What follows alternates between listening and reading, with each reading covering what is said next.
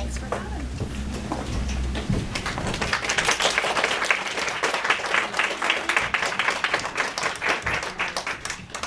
Okay, I'm so glad y'all came. And as I like to start all my presentations, here I am. I've come to save the day.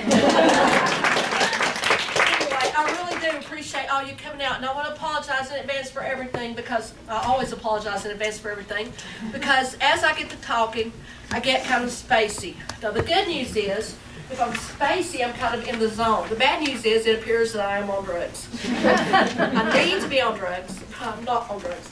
But anyway, so if I appear kind of, well, I don't mind this, so I'm sorry. And if I say something inappropriate, or if I look at you like I've never seen you before in my life, even though you've been to see me 100 times, please forgive me. And I am serious in that, because sometimes I get emails where people say, you acted like you didn't know me. And I can't help it, I get spacey.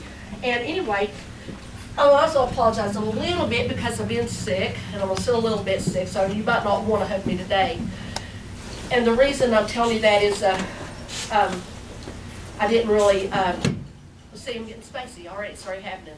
I didn't really like to put as much present thought in this as I might have. You know, that's such a lie, because I never actually put any thought into this anyway. I always just show up, and the reason I always just show up is because that is the nature of psychic stuff, okay? Now, this is the only way I know how to let me explain it like this. Here I am standing in a river, okay? And the river is all that is around me, and it goes on forever, okay? And it repeats and it flows and this and that, and some of these bands, let's say, that are in the river, or waves in the river, are very wide. And some of them are very, very, very narrow. And they're all around, and I absorb these, you absorb these, everybody absorbs these. So as you're just like living your life, like you do, you will absorb this energy, and then if you're paying attention, you might read one of those bands of energy, you might say. And you might say, I wonder what old Lisa's doing, or I feel my mother, something's wrong with her, or I think I need to call somebody. And you might not really register it, but that's what's happening. Now here's the thing, a lot of times we're picking up all this stuff, and then as we do, we don't register it at all, because we're busy, we're taking care of life, we're not paying attention. So what happens is, it comes out later. And when you have dreams, most of the time, you have an anxiety dreams. I have a lot of people will write me and they say, oh my God, Angela, I've had the most scary dream, it's horrible, I'm so worried. And 90 times out of 100, it is simply anxiety.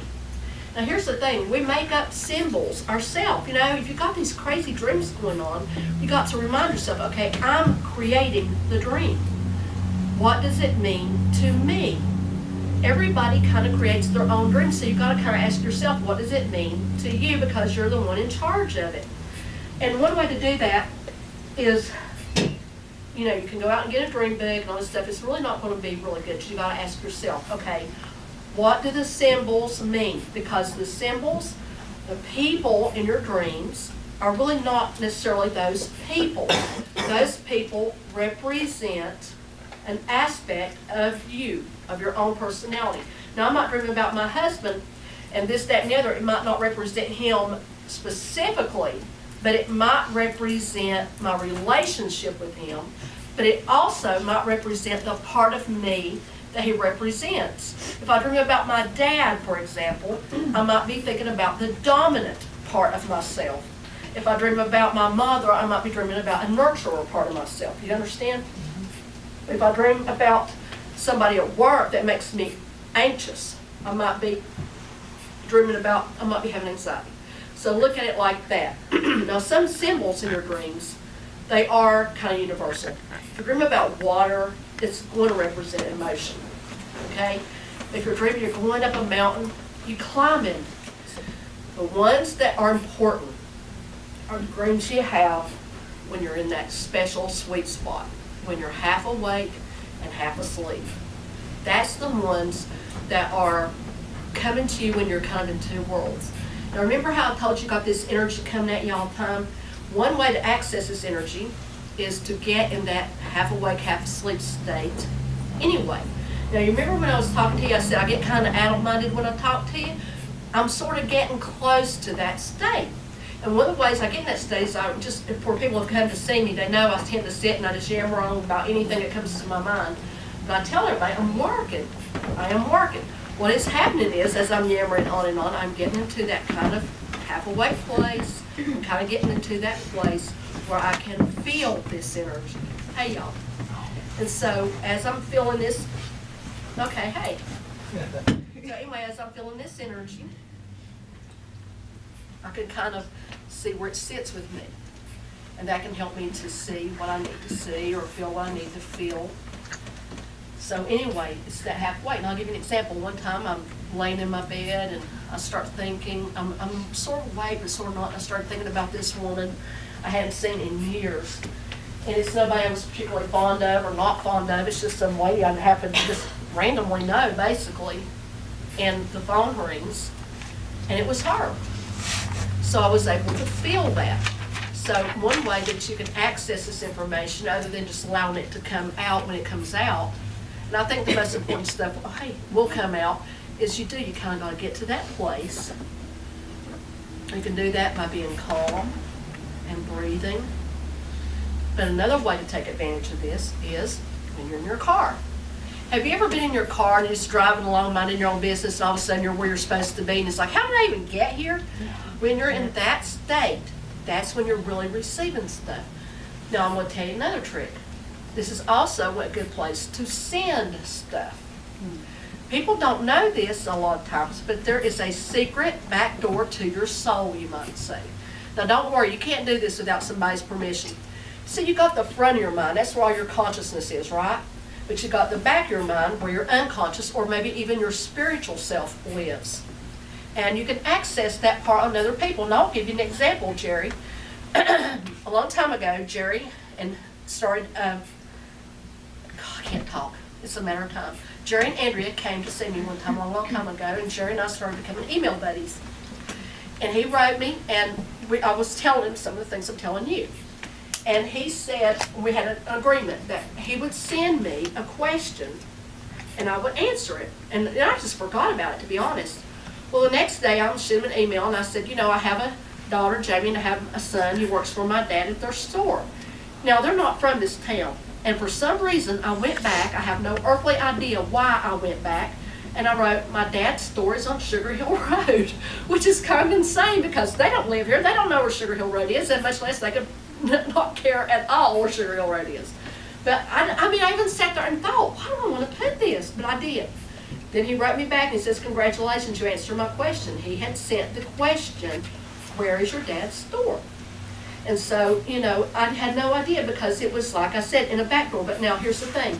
I really do believe that people have a natural built-in protection, and I think that they can repel you, and you can feel it. You can do this like a couple of times, and then you'll feel it bounce back. So if you want to stalk your ex-boyfriend or something like that, it's not going to work more than once. But, if you want to, on the other hand, if you're having a job interview, if you got to go before the judge, some of my relatives often do, you want to kind of just get calm and kind of imagine. Imagination is the bridge between one world and another. Imagination is the bridge between this world and the world of spirit. So imagination is not just this thing that just flies around out there. It is an actual means to communicate. And you access that by getting into, as I've already said, that calm state. Trouble is, when you get all anxiety ridden all pieces, it's really, really, really hard. And again, that's why sometimes your dreams bypass that, so they can get to you. There was another universal thing I was going to give you. Car, for example. Let me give you an example of that. A lot of times people will tell me that they're driving a car in their dreams. Sometimes people will tell me they're in a plane and the plane crashes in their dreams. And of course they get really freaked out by the plane crash, but you got to think about that. What are you reminded of? Crash and burn. That means you're having anxiety. You're worried you're going to crash and burn. Okay, when you're in a car, it means as you travel through your journey, as you're on your journey through life. I'm dreaming, I'm in a car, and I'm on the desert, and I'm going so fast, and I'm trying, but I'm so frustrated because I'm not getting anywhere.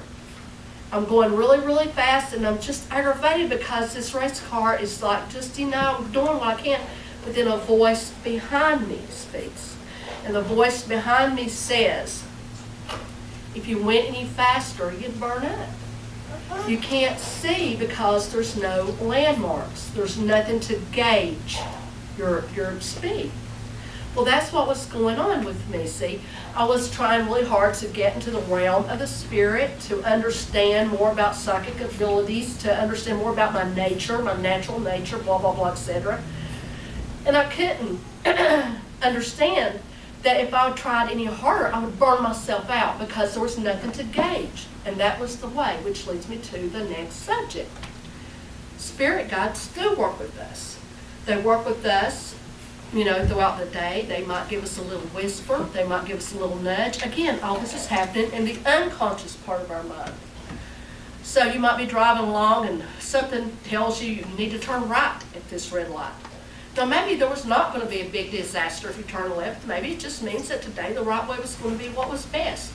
Maybe you're going to make you run into somebody. Everything is not always a great big deal, is what I'm saying. But sometimes it is a great big deal. And sometimes those little tiny deals add up to great big deals, okay? So, but these things, again, happen in the unconscious. If you're always like this, I gotta listen to my guides, I gotta figure out what's going on, I gotta know what's happening, you're not going to get anything. You have to, again, get to that place of letting go. But spirit guides often do work in our dreams. Now, how can you make that be more from here to here? Now, this is the trick. And you gotta really listen, because I'm going to tell you the secret. You ask them. That's it. You ask them. As you're drifting off to sleep, you might say, show me what I need to know. Help me to feel you. Don't make it a big thing. Now, however, listen to what I just said. Don't make it a big thing. The opposite of increasing psychic ability is making it a big thing. If you're trying to manifest something, if you're trying to, create a reality, if you're trying to get information, don't do this, because if you do this, pushing, it's like you're clogging the pipe with too much energy. To be powerful, you have to do this. And this is hard for me because you might not have noticed this, but I am a highly anxiety-ridden, nervous person by nature, which is, by the way, the bane of psychic personalities. That's the only thing that gets me through this life, knowing that most psychic people tend to be highly sensitive and nervous, which is what makes us like this, so that's the payoff. However, and I do believe, as I told you before, everybody has psychic ability. It's not like I'm some magical being, although I'd like to be. I'm not. Everybody has psychic ability. It's just some people have, easier access, or it's just more pronounced than others. That's all. But anyway, I just can't believe I got by this long without people figuring that out. Spirit guides are spirits. They were once human, who work with, most of the time, not always, who work with us in ways we can't always understand at our current level. And they give us direction. They might give us warning, support, and they help us. And by helping us, they help themselves in ways, again, I'm not going to tell you I understand, because I don't always understand. I just know that it's so. Now, we also have people we love and we know in this life. Now, spirit guides, they might be with us from the day we're born to the day we die. They may be with us just for one moment to do one task. They could be with us, one. They could be 20. There's, it varies.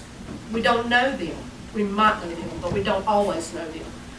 That's really not, you're not supposed to listen to me on this. You're not supposed to know and have this really big relationship with your spirit guides. And I do not care how many books you have read that tell you different. I will not take that back. When you look at your spirit guides, you're not looking at the road. It's like a traffic cop. And if your traffic cop is saying, this way, and you're looking at him, you're going to run into him, because you know what? You kind of end up going where you're looking. So you want to maybe glance and take that direction, but that's really all you need to do. You want to take note, but you really don't need to form a huge relationship. Because number one, that same God may not even be there tomorrow, because if they feel their purpose, they fulfill their purpose. But sometimes it's good to just have that knowledge, to know they're there. And by the way, if any of you disagree with me on that, fine. You know, I am not the end-all fount of all knowledge. You are perfectly welcome to keep your own ideas and opinions. I'm just here to share mine. Anyway, you also have spirits that visit us. For example, I'm half awake, half asleep, and as I'm waking up, I hear in my head, "Good morning to you. Good morning to you." And I wake up, and I kind of wake up enraged because I hate that song with every fiber of my being. This is a song that my mom sang to me for some unknown, hideous reason of hers, known only to her, to wake me up. She thought it was very funny that I would get upset because she actually loved mornings. But anyway, she passed away about 1.5 years ago. So whenever I got that, it took me a minute to realize my mama's been here. Now, do I remember that visit? No, I don't. But I have faith. I believe that we were communing in spirit. I believe that she was giving me information. I believe she might have been giving me comfort. I believe that all the information is back in the unconscious part of my mind. And whenever I need that, I will be able to get it. And I think that's how they visit. And sometimes people will say, "You know, I woke up and my late husband was on my mind so strong." I think it's very likely that they're on your mind for a reason, because they were visiting in your dreams. And sometimes, you know, you want to remember that so badly, but I think if we were supposed to remember it, we would. I think that's when you got to, again, just have the faith to believe that they're there, because just by holding on to that, you can. I want to tell you this too, and don't forget this part. Magic works best in the realm of the unconscious mind. And what that means is exactly what I said. If you go into the world of magic, or the world of dreams, or the world of speaking with your guides, or doing whatever it is you do when you're out there into this river of knowledge, you kind of got to, again, shut down this part and kind of get into this part. You kind of got to let the flow move you. You understand? And again, it takes practice, and it's hard, not because you're working like this, but because you're working like this. I would actually suggest to you that you don't think of the dream world as just this place in your head, but you think of the dream world as actually a landscape, and what seems weird and crazy to us here is very normal and, you know, sound there. And again, to recap, the people, the events, all the things that take place in that world are reflecting us. Now, sometimes when you have a really hard to understand dream, you might want to ask yourself, you know, what does this mean? And then sit with it for a few days. A lot of times, I will have a dream, and it's even weird by my standards, and I won't get it. But then if I wait a little while, you know, I will. Now, I'm going to tell you a couple of ways to access that sweet spot between worlds. One way to do it, and I've already mentioned this, is like when you're in a car and you're like driving around, you know, please be careful and don't do this in city driving, but you know, when you're just kind of floating up there, you might want to just kind of ask yourself, I wonder this, or I wonder that. Again, don't make this hard, make it like this, I wonder. For example, one time I'm driving to where I worked, and back when I worked in a pharmacy, and I said to myself, I wonder about this girl I worked with. I wonder if something's going on with her heart. And I thought, when I get there, I'll ask. And I got there, and one of the first things she said was, while you were gone, I was having crazy heart palpitations. Okay, another time, I played a game. Whenever I would go see some of my clients down in Hickory that owned a restaurant, we would play the game, what is Sue wearing today? And I would just try to get into that I wonder place when you're in between, I wonder what Sue's wearing. And I would see if a color would hit my mind. And it would. I think almost every time we would get the color that Sue would be wearing. One other way to get into that zone, get into your bathtub, make sure it is nice and hot with a lot of bubbles. If you do not have bubbles, it will not work. It might work. Anyway, get very calm, and then you can take a little spirit journey. Now you can also do this when you're in your bed, you know, and you're going to sleep. But a lot of times you'll fall on to sleep, and that's not always what you want to do. But you can get there and you can take a little spirit journey. And how you do that is you just get there comfortably and you pay attention to your breathing and you just kind of relax. And then you kind of let a waking dream take over. You kind of ask yourself maybe a question, or you just say, show me.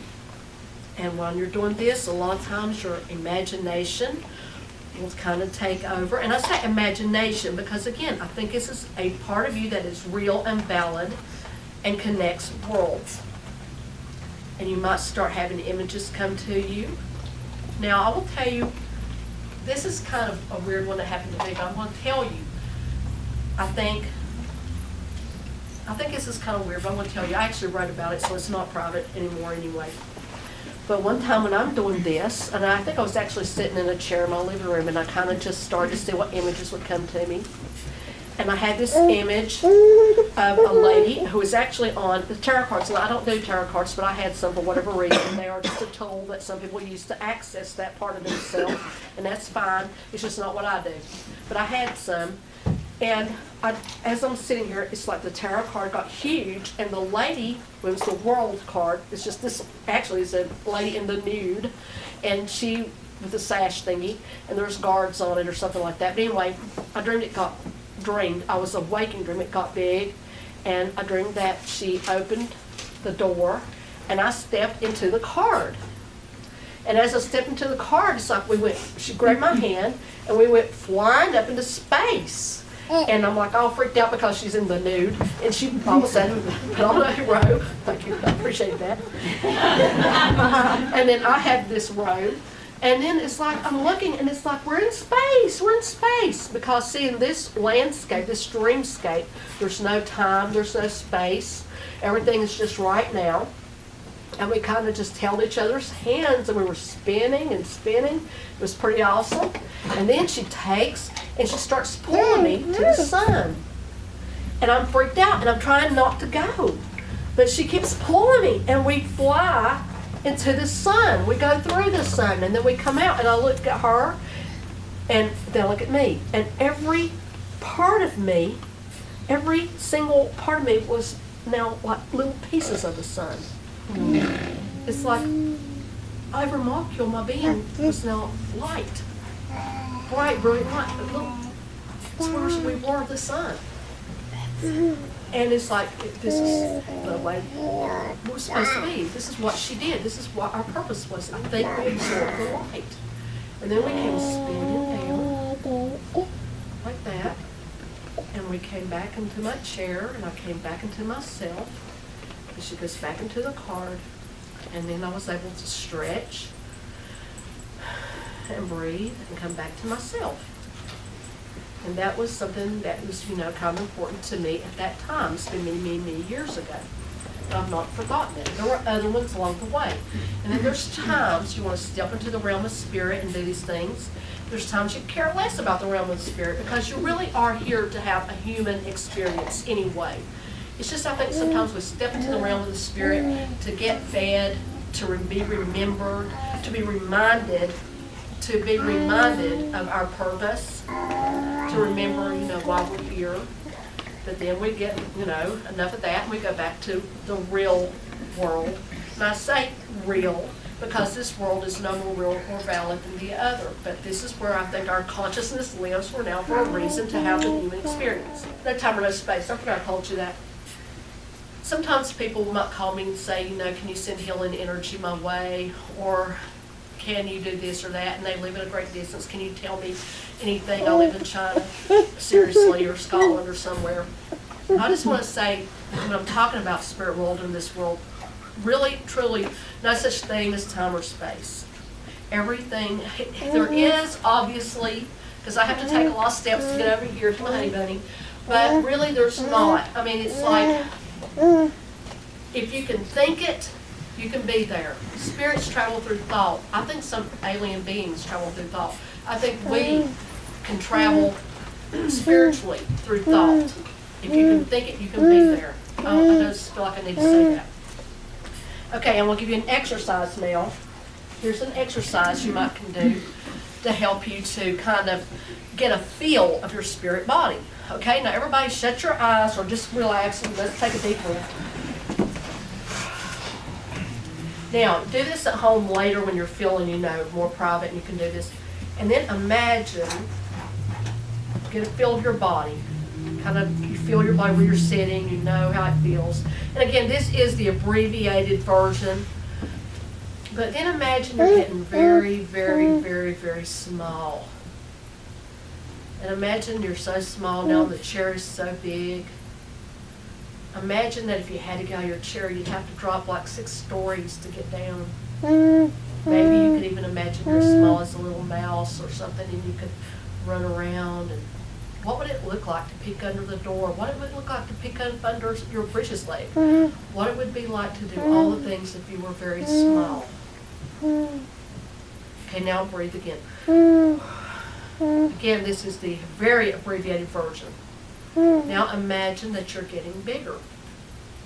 Now you're so big that your chair strains to hold you. And now you're so big, maybe you're crunching up to everybody else, and now you're so big you're up against the ceiling.